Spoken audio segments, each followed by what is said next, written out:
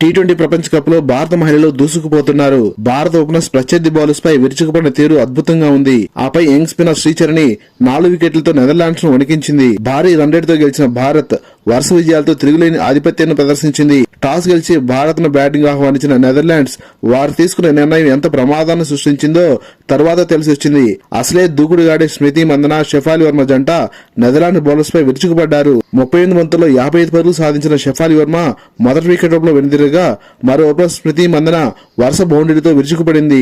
47 బంతుల్లో 74 పరుగులు చేసిన స్మృతి మందన భారీ షాట్ కొట్టే ప్రయత్నంలో వెనుదిరిగింది. రిచా ఘోష్, దీప్తి శర్మ మెరుపులతో భారత జట్టు 20 ఓవర్లలో 5 వికెట్ల నష్టానికి 209 పరుగుల భారీ స్కోర్ సాధించింది. టీ20 ప్రపంచ కప్ లో భారత్ కు ఇదే అత్యధిక స్కోరు.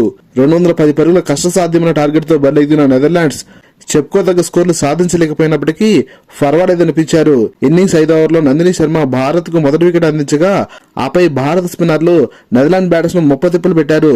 ఒకనొక దశలో 113 పరుగులకు 5 వికెట్లు కోల్పోయిన నెదర్లాండ్స్ ఒక్క పరుగు తేడాతో మిగతా 5 వికెట్లు కోల్పోవడం గమనార్హం.